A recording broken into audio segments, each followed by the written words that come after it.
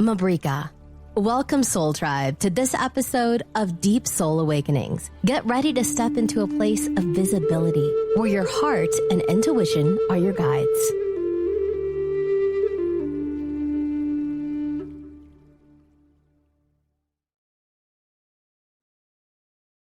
What's up, Soul Tribe? Welcome to this episode of Deep Soul Awakenings. This is your host, Millie Franco.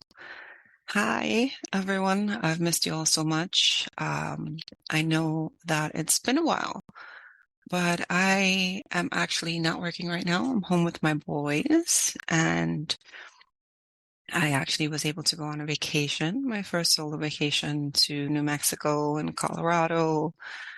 And I've been out and about. I also had a bout of back pain that kept me in bed for like a week. But I say this to say that all of the things have been happening. But nonetheless, here I am. So for this week, I just wanted to talk to you guys a bit about stories. Stories have been coming up for me in various aspects of awareness and understanding. And I feel like Spirit wants me to just share a little bit of the understanding that I've gained. I know that I talk a lot, for those of you who know me, a lot about origin stories and the importance of origin stories. And when you look at various cultures, various indigenous peoples, native cultures, various, just everybody in the world that has existed in some aspect, because everything that we know is based upon stories. And the general consensus is that the people who, are considered like the winners of wars and things like that are the ones who typically write the stories. So for a lot of us in that, especially for those people who have been colonized, we lose a lot of our stories. So first and foremost, I would encourage all of you to just find out about some of your origin stories when it comes to your people, when it comes to your culture. One story that you guys can look up that I find super interesting is the story of the Sky Woman. There are stories that are available, like the stories from Hawaii of their origin. There are stories pretty much that you can look up anywhere. I know that there are a lot of stories from, not a lot, but some that are accessible, of like the Hopi tribe and different indigenous peoples around the world. So these are all things that you can essentially look up to get some information on. I know for the Hopi people specifically, there is a lot of ties to celestial aspects of life, of being, of spirit. And all of these stories really show the interconnectedness and the oneness of all that is, all that we are, because we are all beautiful mirrors of each other and all made from the same energy as the creator, as source, as spirit, as God, whatever it is that you would like to call the energy. And I encourage all of you to look up these stories so that you can have an idea of the wisdom of of the stories, the wisdom, everything that was passed down through generations, and to see the differences in the stories that you're told currently, because if you grow up hearing stories where you are being told that you are made of the same energy and essence as the stars, or you are made from the heavens, or you are essentially a being that evolved from being in spirit, that came into life, came into the universe through dreams. You grow up believing more of yourself, and more of the power that you were created within, and more of the power that you have, and more of the energy of the beauty that you are. But for a lot of us, those stories aren't told. Like, I know for me, the story that I grew up hearing of the Taino people was essentially that they were massacred and they were extinct, and they've been extinct for like 500 years. So for me, being from Puerto Rico, being from Dominican Republic, there was always this aspect of, well, indigenous peoples from where I am from, indigenous peoples from this aspect, this side of the Caribbean don't exist. Therefore, I am not indigenous. And that for me is something that has always stood with me. Because to me, it's kind of like I am not a child of the land. I am an orphan because I have no land to belong to. And as I've grown and as I've learned and as I continue on this journey, I learned that that is not true. It is not accurate because, people still exist. We are here. I am one. That blood runs through my veins. It is in my ancestry. That is something that no one can ever take away from me. My ancestors speak to me. They are with me. I have reconnected with a tribe. I have reconnected with my tribe. And we are here. We exist.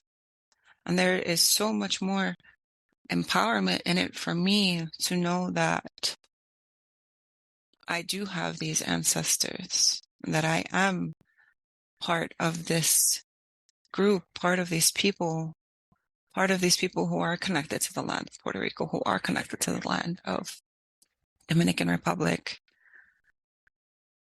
that we are still here, we still exist.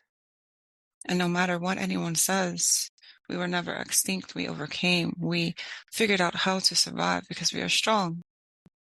And we are not a people who can just be squashed, in a sense, That for me is empowering. But then it caused me to start thinking about the other stories that I tell myself, the other stories that I've accepted.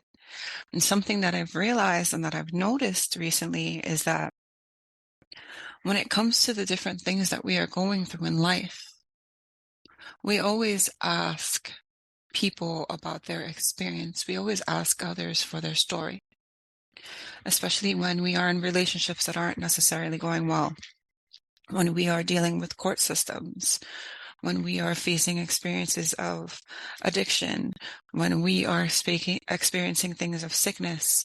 In every aspect of everything that you go through in life, you are asking for advice. You are asking for someone to share their story. And I find, in my experience, what happens is we begin to accept those stories as our own. And accepting those stories as our own, we are essentially accepting that limitation. For example, I was in court with my son's father for custody. And, at first it was horrible, probably one of the worst experiences of my life. And in the beginning, I continued to listen to what everybody was telling me. Well, you have to fight for this. You have to ask for this. You can't give them this. You can't do that. Well, if you give this, then they're going to take advantage and it's going to put you in this place. And judges are horrible and all of these things. So I noticed that the more that I accepted the limitations, the aspects, the notion of everything going wrong, the more things went wrong, the more crazy shit got, the more shady things got. And the more me and my son's father were unable to communicate, we're unable to settle things, we're unable to co-parent or be parents or even just be visible in my son's life together.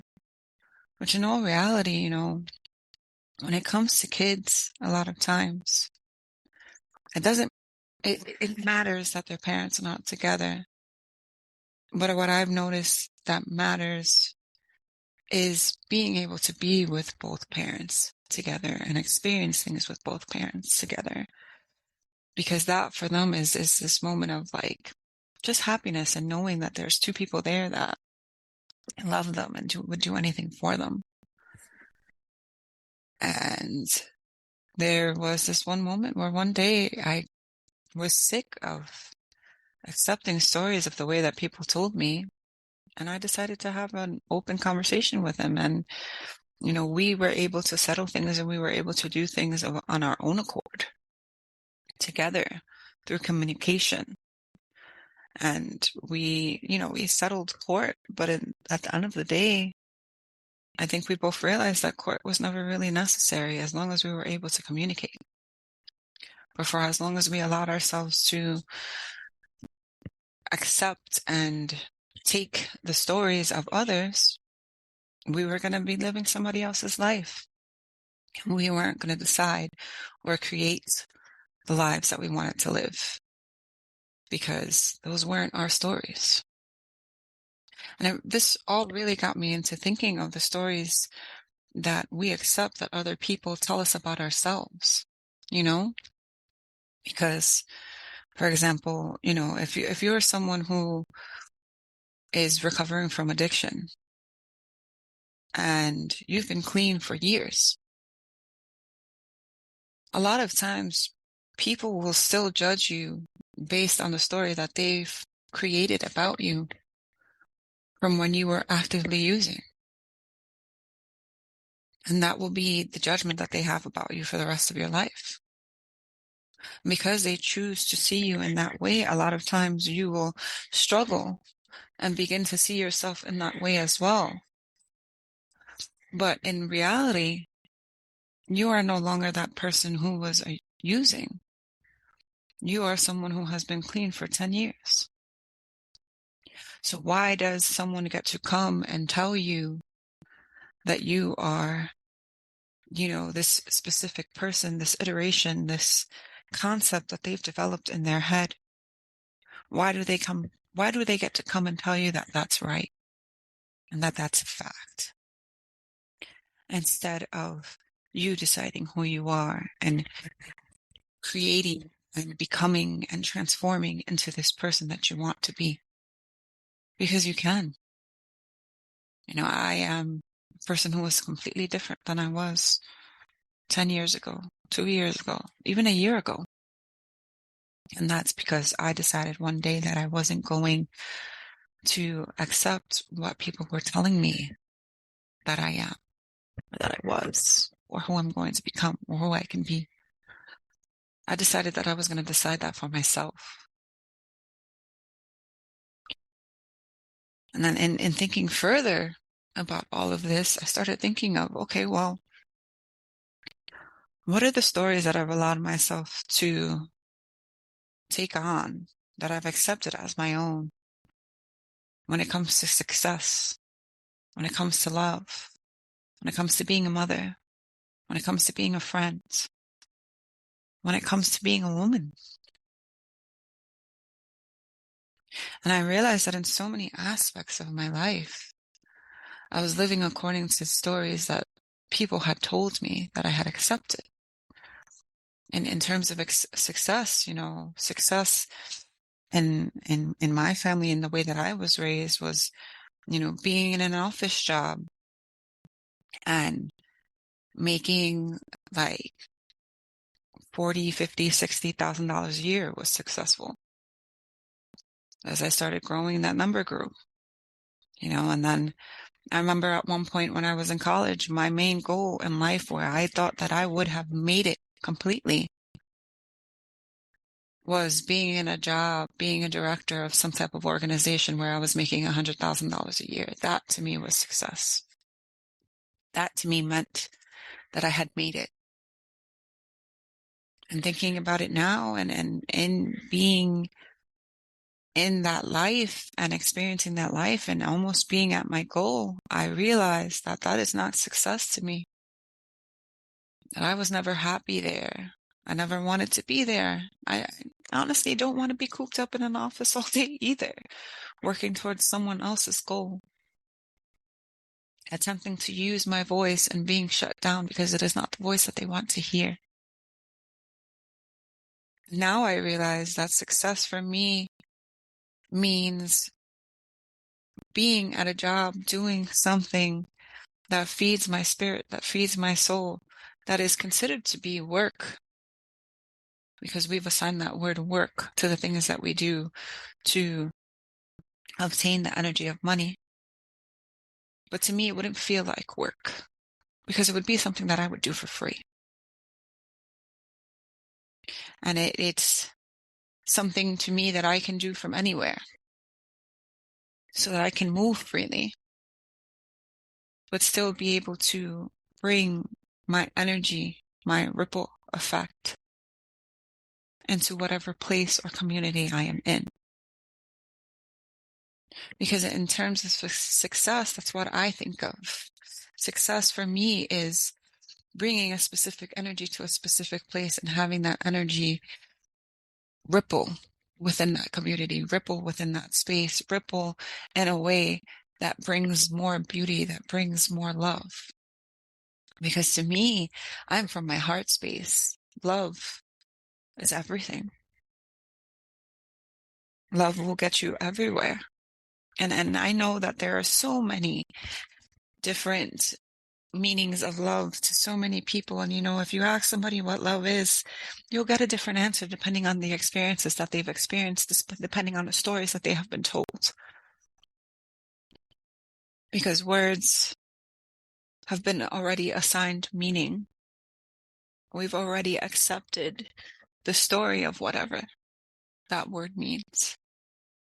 And I had my friend's son yesterday ask me, he told me a quote, and it was something about, being in love, loving someone means that you'll be alone forever. Because it's like giving yourself to someone completely. And then eventually you end up alone. So I told him, well, baby, it depends on who you ask if whether or not that is true. If you ask someone who has been heartbroken, who has given their heart to many people many times and has not had that love be reciprocated, absolutely, it feels like being alone. It feels like torture. But if you ask someone else who has had good relationships, who has had a sense of reciprocity, then, being in love means that you have someone or some people or family who is there with you forever. So I told him, think of what love means to you. He goes, okay, I can understand that. And I said, well, baby, love is also different. There's different types of love. You can be in love with someone. You can have a loving relationship with your mother, with your father, with your sister, with your brother. Love is present in relationships. There's different types of relationships. There's friends. There's lovers. There's all these different aspects of love that you get to experience, that you get to decide what they mean for you. You get to decide what that word means, love, within your life. And if with the stories that we tell ourselves and with the experiences that we have as we get older, we can convince ourselves that love is something that is unattainable, especially if you come from a family who doesn't have the best relationships. You haven't had the best role models of healthy relationships. Maybe you fight with your brothers and sisters. Maybe you don't speak to your brothers and sisters or your parents or your aunts and uncles or any of your family anymore. But that doesn't mean that you can't find those relationships. That doesn't mean that those relationships are unattainable for the rest of your life. Yes, some people will hurt you. Because some people, where they are on their journeys, are incapable of reciprocating the love that you give them. Because they cannot give that love to themselves. So to me, it really, really just goes back to these stories. Always these stories that we are told, that we tell ourselves. For a lot of us, especially those of us who, sorry for clearing out my throat, those of us who were colonized and separated from our lands and separated from nature, because nature is so important. We grow up hearing these stories of the colonizers' view of us, of the statistical view of us. I remember being a kid and, being in school and learning statistics, and oh man, was this freaking crazy at this age. I had to maybe be in elementary school. Or maybe middle school. Who knows? The elementary, middle school. I think maybe middle school. And I was messing around with a friend, being a kid, not messing around like sexually or anything, like messing around, bothering him, um, teasing him, as kids do. Maybe I had a crush on him, who knows? Um, and we had learned in statistics that statistically, Hispanic mothers were his Hispanics were teen moms. And I remember sitting in class and being like, well, I'm not going to be a teen mom. I'm not going to be a statistic. And then, I got in trouble in class that day. And I had a teacher, a white man, tell me that I was going to end up, like 15 and pregnant because I was just one of those girls. And at that time, I remember looking at him and I think I might have like thrown a chair at him or something like that afterwards because I was not a lot of anger as a kid. I don't think my family ever really knew that it was present when I was that young. I was good at hiding it. I didn't get in trouble for throwing the chair because he didn't want me to tell him what he said. But, in that moment, I could have accepted that story that he told me. That I didn't have another option in life but to be pregnant at 15. No, of course, I didn't end up that way. I didn't become a statistic. Things ended up flowing and shifting and moving the way that they wanted to, the way that they were supposed to. But, stop and really think about it. How many experiences have you had as a person, as a child, as a teenager, as this beautiful energy that you are, where somebody looked at you and told you some story that they created in their head of who you are, of who you will be, of what you'll become? How many times have you been told what your story is? How many times have you allowed that energy to become a part of you? Think about it.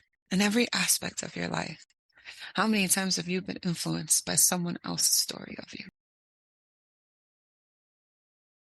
And then I started to look back at my relationships,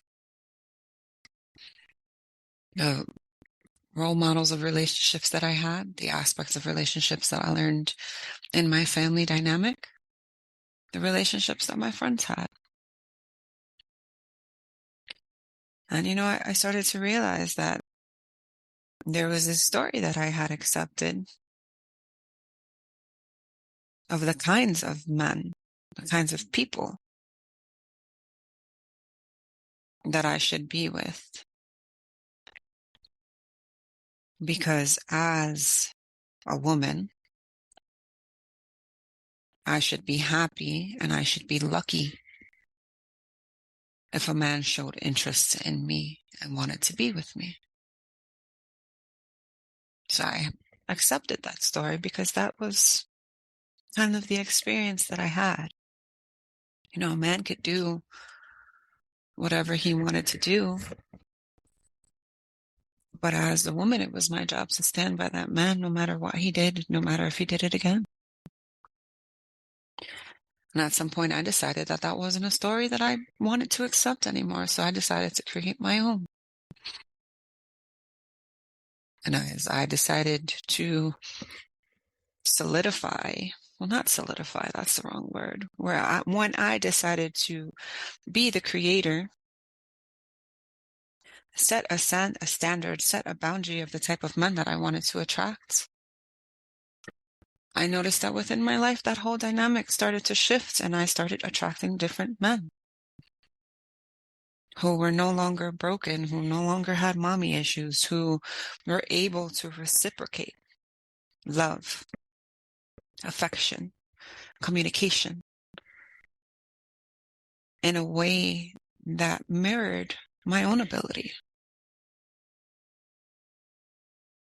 But with that, I've also decided to stay single and be with myself and really get to know myself so that I can understand what it is that I like, that I don't like, how it is that I communicate, what it is that brings me joy, so that I could really know myself. So that eventually when I choose the person that I'm going to be with, I am comfortable in myself. So that when I am asked about myself, when I am asked about my story, I can give my true story, my true perspective of what my life has been, what I've been through, and how I've become this person that I am. What I like, what I don't like, what boundaries I have, but also how it is that I like to be loved and how it is that I show love. And I continue to think about it and continue to think about it because it's like, had I grown up hearing stories that actually represented my people, my ancestors, would things have been a bit different? And I think about the media, and it's like, when it comes, and you know, things like Instagram and TikTok and Facebook are good and bad. Bad because all of the bad things are thrown into your face consistently 24/7. You know, and then for a lot of people that creates fear, keeps you in a place of fear. But good because you also get to see the good aspects of all people.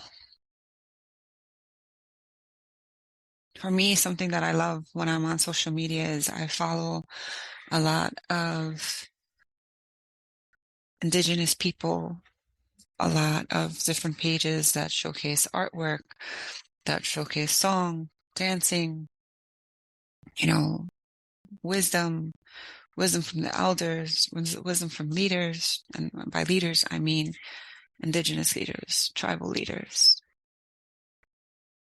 traditions that call to me. You know, African traditions, you get to get more information on all of these things, more information that you get to decide what is true to you and what's not true. You know, use your discernment. What feels right to you? What sits right within your body? You know, your body will tell you so much if you listen to it.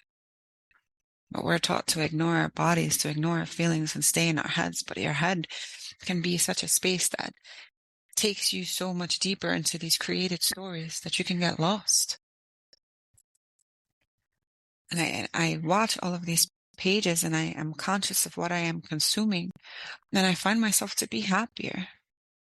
I find myself to be enjoying more. To me, there is something so empowering in watching a specific tribe of people reclaim what it means to be them. And yes, we 100% need to know our history, what we have been through as a people, what our ancestors have been through. You know, I know that I've mentioned before in previous episodes about, you know, the sterilization of Puerto Rican women.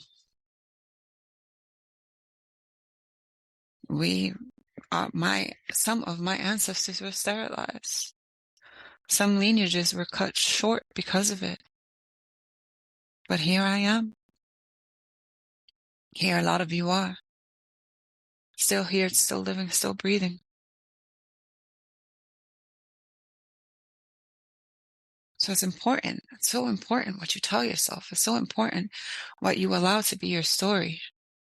You know, and one of my favorite things when I meet new people is to hear their story, to hear about them, to hear what they've been through. I love listening to people. Of course, I love talking to. You know, my inner child was silenced a lot as a kid. So now if I'm comfortable, you're going to have to tell me to tone it down because I will talk forever. But now I have people that accept that, and that's not a problem. But if you would have talked to me 5 years ago, the story that I believed was that I talked too much. So when I met people, I hardly spoke. Now it's completely different. Now, look at me. I'm sitting here on a podcast sharing what I learned with all of you. But it's, stories are so important. People's stories are so important. Sharing your story, what you've been through, what you've learned, the wisdom you've gained, how you've healed, how you've become this person that you are now. And they're important because out there somewhere, there is probably someone who needs to hear your story so that they can see that their story can be changed as well. So that they can see that they don't have to be the person that everyone has told them they are. And that's one of the things that I love about social media, that for a lot of people, they are able to share their stories, and it is able to reach people so much quicker, so much further than what it would have been in any other way.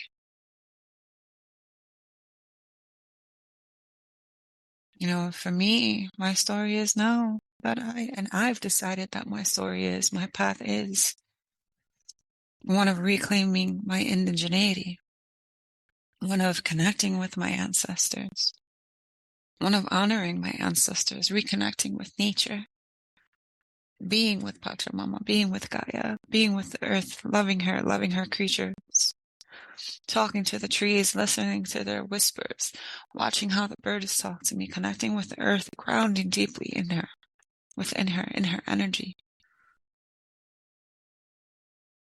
But this story that I am living is one that I got to choose on my own.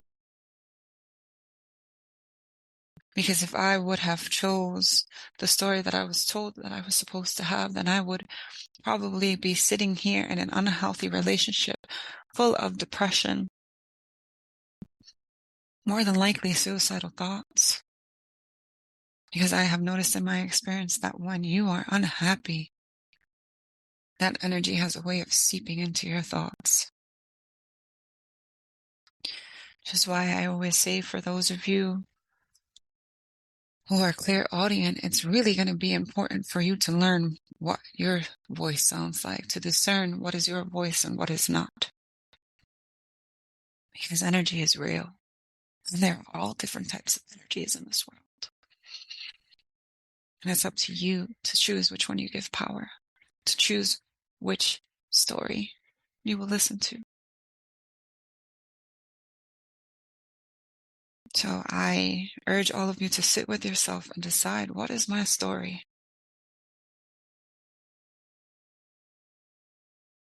Find out what is the story of your people. Find out your origin stories. I know for some tribe in the Amazon, their story is that they are spirits from dreams who came into this place, who came into this dimension to become human. And by plant medicine, by utilizing plant medicine, by using their dreams, they're able to communicate with spirits and gain knowledge, gain wisdom.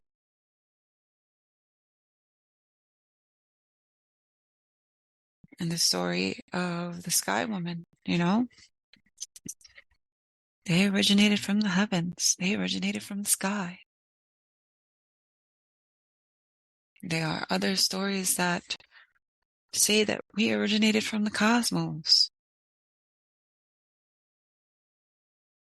But in all of it, and what I am experiencing, is that we always come from greatness. We always come from beauty. We always come from something bigger. So don't allow yourself to accept any story that makes you small, because you are not small. You are powerful. And that power is just waiting for you to reclaim it. Your energy is just waiting for you to decide what kind of ripple effect you want to have in your community, in your space, in this world. You are the creator. And you get to decide. And it's not an easy path. You will have to face your darkness, and you will have to go deep within and feel all of the things that you have pushed down. You will have to face it. You have to sit with your demons that you hold. I know there's a book that talks about like sitting and having tea with your demons, finding out what it is that they want, where it is that they come from. You know, because in all of us there is light and dark. No one is just light. We are both. There is a duality of it, as there is a duality of masculine and feminine within us. But you decide. You decide who you are. Leave all of that other shit that people tell you at the door. And you decide who you are. Set your boundaries. And once you set those boundaries, do not waver. I know it'll be hard. Because we want to be there for people. But like Kendra said, you know, there is no one in this world who should have 100% access to you all of the time. You decide who has access. And if there is anyone who is coming to you with that same old fucking story that you've left behind, set a boundary and do not let them in your space. And when you have this solidified, when you have anchored in your story into your heart, know that that is your story and no one can tell you different. So next time, I love all of you so, so much. Remember, if there's ever a time where you feel lost, you can look up to the sky, to the stars, and know that your ancestors will always guide you home. So next time, guys, I love you all. Peace. Ari Kamabu, thank you for listening to this episode. We look forward to continuing to find our way back to indigeneity with all of you. May your heart continue to be your guide. And remember that whenever you feel lost, you can look to the stars, and your ancestors will help you find your way back home.